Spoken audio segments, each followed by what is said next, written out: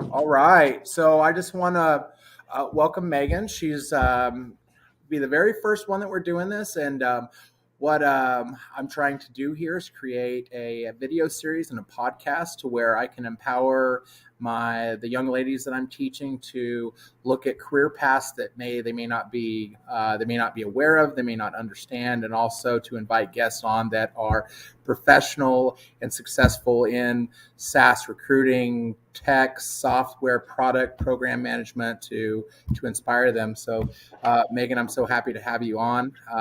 So glad you're here. And so, let me just so you can introduce yourself. Tell us a little bit about your background that kind of led up to where you are now in your career. Sure. I have sort of a compelling personal story, right? I do not recommend the first couple of years of my path, but I'll go over them anyways. I got pregnant at 17. I had my oldest son when I was 18 years old. I walked with my class from one of the top 15 high schools in the country, went to Sturgis Public Charter School, graduated on time, very, very pregnant, and had my son July of that year. I attempted to go to college. It did not go well. I had an Adams scholarship because I was a straight A student. That's a scholarship for like national merit scholars in Massachusetts to go to any public university. I burned through that for about 3 semesters, kind of just like throwing spaghetti at the wall, seeing what sticks, and nothing stuck. I was like a theater major with a business minor. I was working 2 crappy jobs. Plus, I had an infant. Did not go so well the first time around. However, I got my first real taste of sales my first year of college. So when I was a freshman, I would go to the college bookstore and grab their price list that they were buying books for and what they were selling them for. And then I would go around campus and proposition people and say, hey, you got your books from the end of the semester. Can I buy them from you? And I'd go like 10%, 20% above what the bookstore was offering to people. And then I would turn around and I would sell those books on Amazon for 10 or 20% less than what the bookstore was selling them for. And that was actually my first 6-figure year. So with that money, I kind of spent the next couple of years really figuring myself out. I didn't do a ton of cool stuff in that time, but I worked at a hotel. I was a bartender. And when I was bartending is when I really learned the power of networking. So as a bartender, I was serving a lot of people. I was working at a golf resort on Cape Cod. So a lot of high profile people were coming through my bar and I was serving them. While I was there, I got at least 20 job offers that were like wild and crazy all over the place, most of which I couldn't take because I had a toddler child. And around that same time, I actually, through a series of unfortunate events that I won't go too deeply into, ended up homeless. I was living out of the backseat of my car with my 3-year-old son.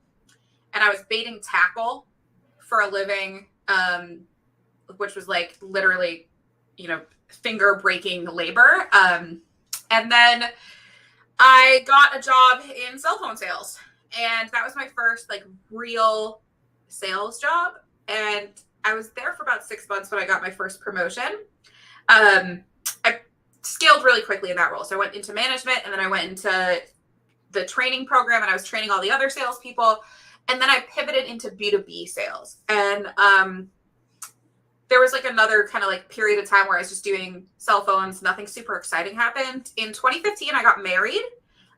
We moved to Florida full time. I got my job offer at Highwinds, which was my first like true B2B tech sales job. I was a BDR, which is a business development rep. There's a lot of different names for that now. Sales development rep, inside sales representative, whatever. It just means like top of pipeline sales. And that was in the CDM space. And in 5 years, I went BDR, BD manager, director of BD, VP of sales and marketing, and I'm now a 3-time CEO. I run 3 businesses, one of which is MKC. It's a sales and marketing agency.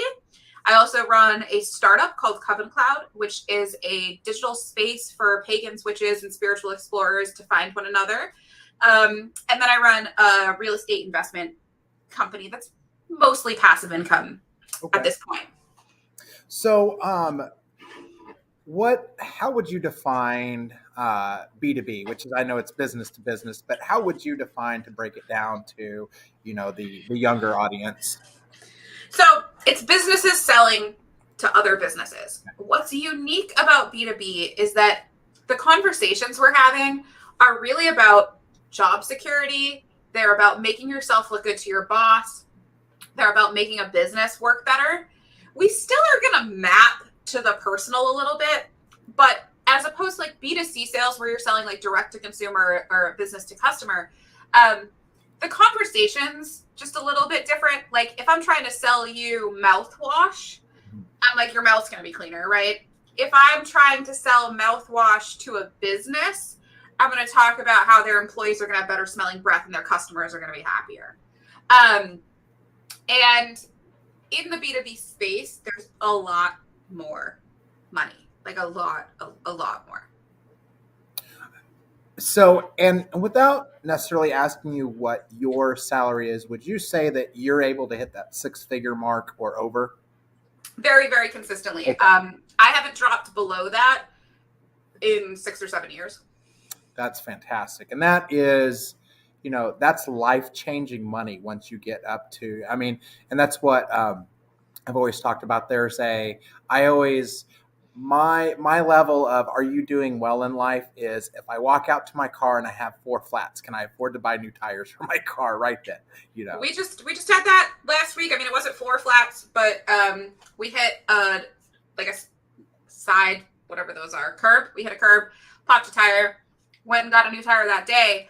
And perspective wise, when I was a young single mom, a popped tire would have meant I was screwed and I would not have known how to pay for that. I would have had to go get a credit card of some kind. I would have had to go beg someone to loan me money. Now that it's, I don't even blink at it. I'm like, whatever. It's like a speed bump for me, those types of expenses. And really, I think of success as being not anxious about what would happen if you had to take a month off.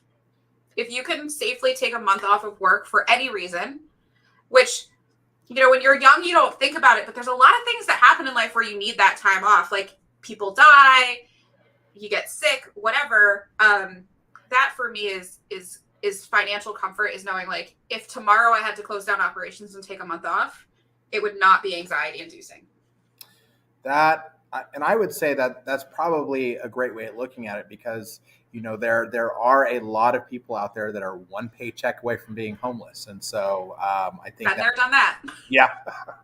Well, and what I really, really love about your story is that, there are some people that would fall in the mire and they would, poor me, nobody will help me out. And you took that struggle, you became stronger, and you crawled your way out, kicking and screaming and I'm sure that has created a lot of really important life lessons for you.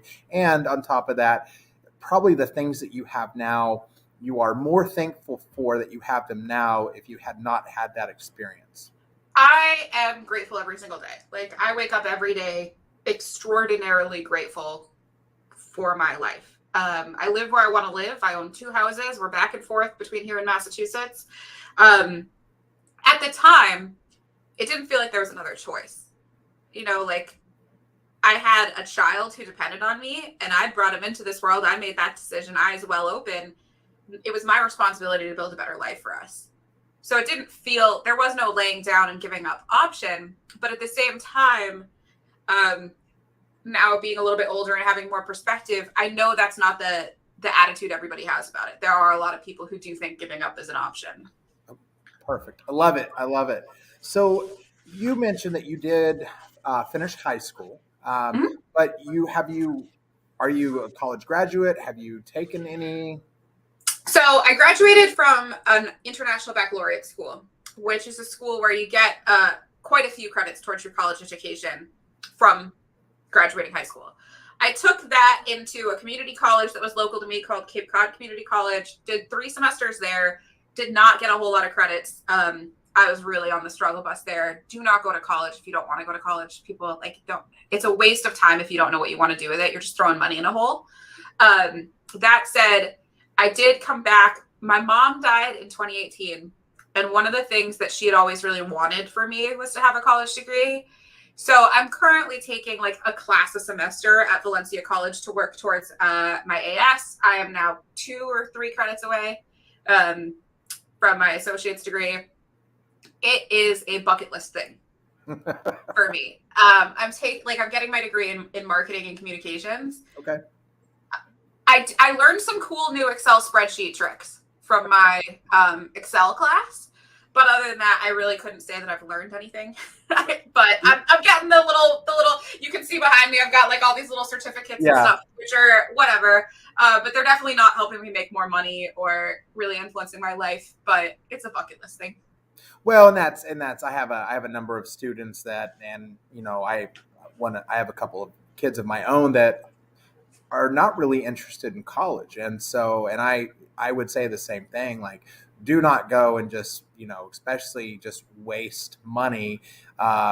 There's definitely, depending on the role, if you want to go into medicine, if you want to go into engineering, if you want to be a nurse, yeah, then absolutely go to college. But again, as we're seeing, you and so many others out there are doing fantastic without a bunch of college loan debt, and so let's like move into that. If one of my students watching this, if they were like, you know what, I want to kind of do what she does, where would you, and I know you talked about that BDR, but what would that path, like what would their first step be, and then kind of how would they move up the rank to where you are now?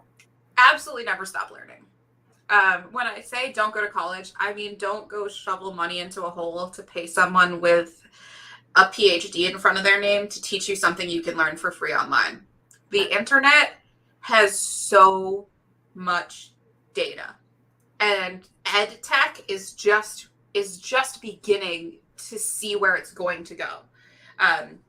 The response we had to make in technology to COVID has opened up a lot of doors to get educated from home for either way less than a college degree or completely free.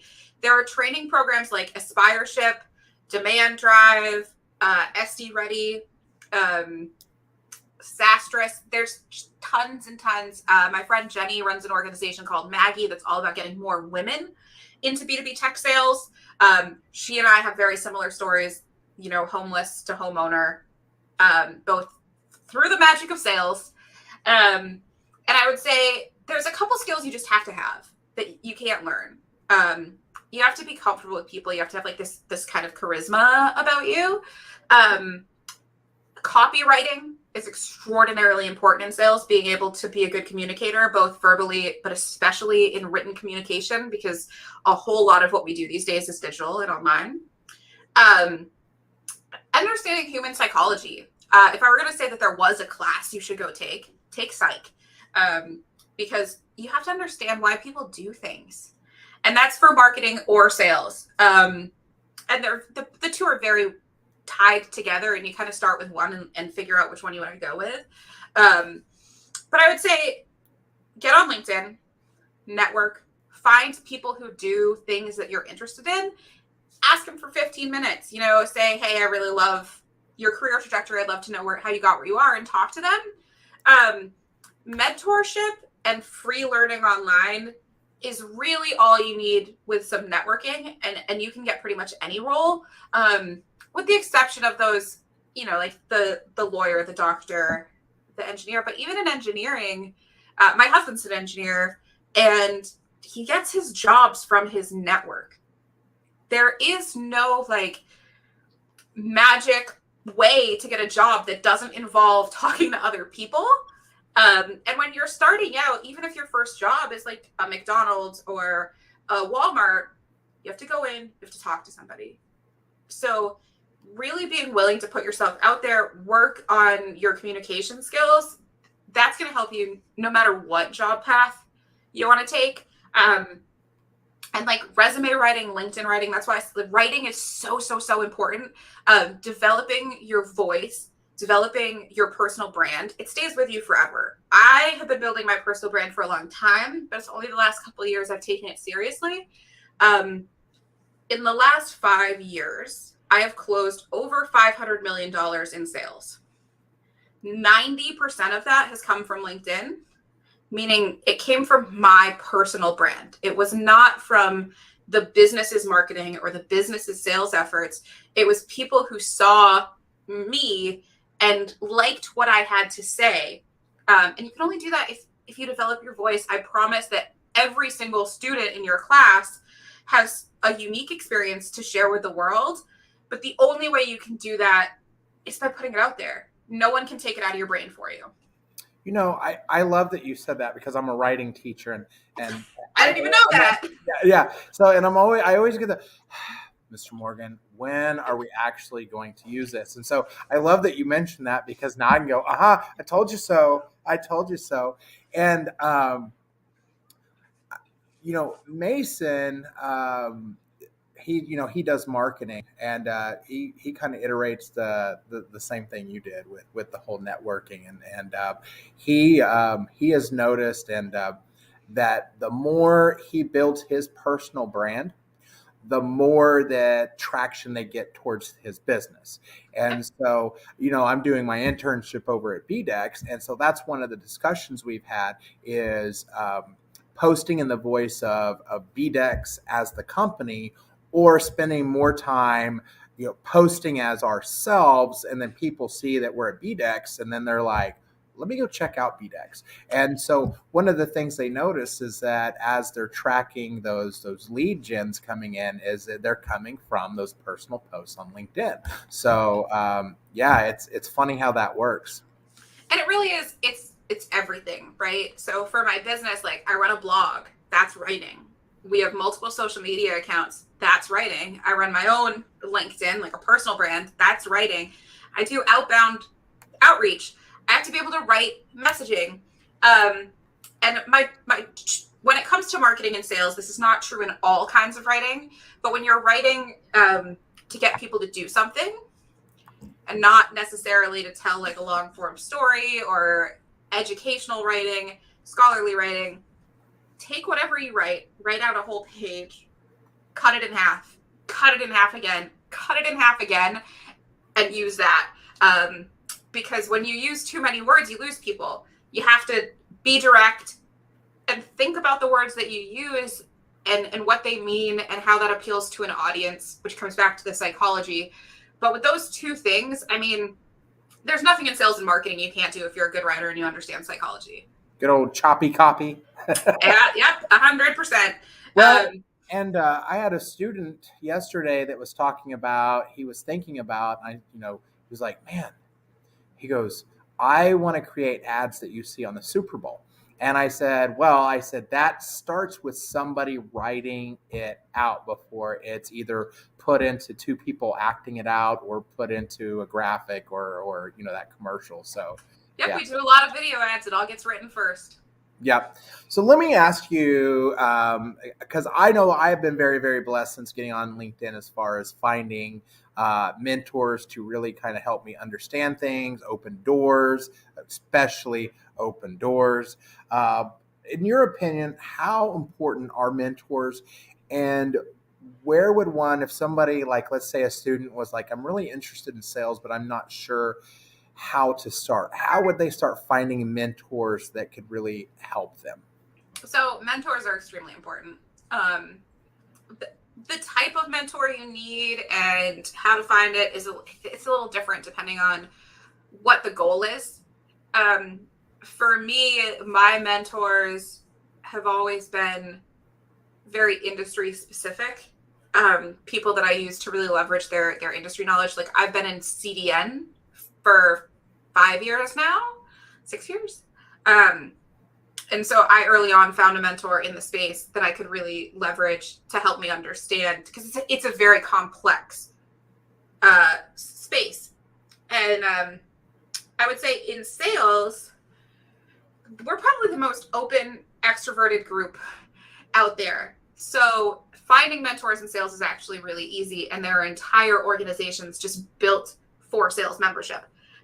So put sales mentorship in Google is really where you want to start. If you're female and you want to get into sales, like I said, my friend Jenny, she has Maggie, which is a startup that's specifically geared towards getting more young women into sales. And that's part of what she's really passionate about. So she would be a great person to reach out to.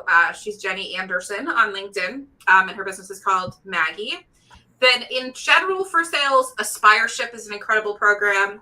LinkedIn is great. Your students are probably a little young to be on there, but for the future, you know, as they're getting to adulthood and ready to kind of pivot.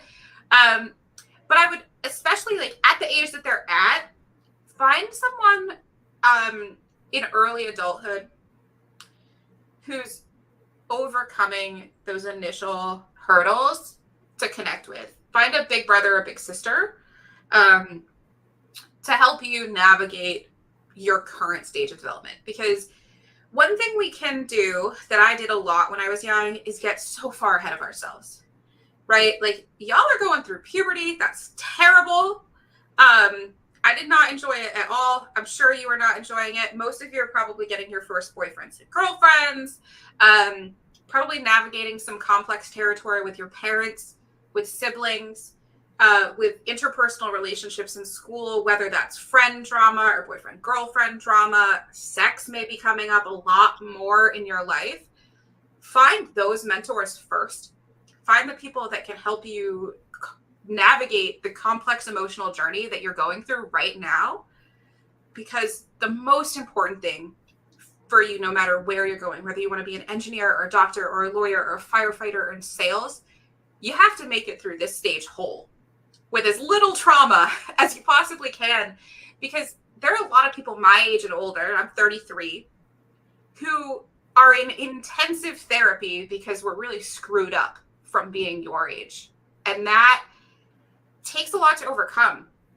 And you can make mistakes now that stay with you your whole life. So I would really encourage everybody to kind of find those mentors first, the big brothers and big sisters that can help you navigate schoolroom drama and can help you navigate when is the right time to have sex, when isn't the right time to have sex, how to do that safely, how to break up with somebody without wounding them for life, how to bring things up to your parents in a way that is respectful and safe, how to bring in the adults in your life to support you. Do that first, get to adulthood, and then find people like me out there that are willing to help you with your resume and with putting the right pieces in place to get where you want to go in a job. But you have to put like the mental and physical health first and get that in place before you start thinking about career success. Okay. I saw Erin Luber, she posted this morning on LinkedIn, and was talking about the whole resume thing. And I said, Erin, you need to create a course that high school teachers can take during the student's senior year and like teach, because I think there's a lot of us, you know, I didn't know how to write a resume until probably a month ago. You know, because I used to do specifically that. So I used to volunteer for junior achievement here in Orlando, and we did. I went in and taught high school students in their senior years how to make resumes and cover letters and apply for jobs and network. Super important skill, and you can skip a lot of the kind of crap jobs that also, realistically, you guys are in 7th and 8th grade. They might be gone. A lot of that stuff is going to be automated. It's getting moved away from human labor. I like to say human jobs for human people and bot jobs for robots. So there's a lot of things that can be automated, and they should be, because humans are way too smart, talented, and gifted to be, you know, bagging groceries and pushing numbers on a cash register their whole lives. So more and more, the next kind of generation of people, you guys are going to be jumping into the deep end of the pool when it comes to career growth. That's perfect. Okay. Well, I just want to thank you so much for coming in and sitting down with me and chatting with me.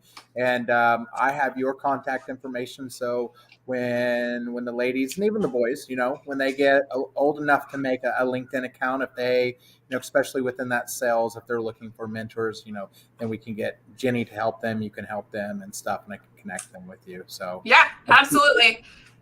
Happy to connect anytime. And happy to share the experience with next generation. I have 4 sons, so boys are cool too.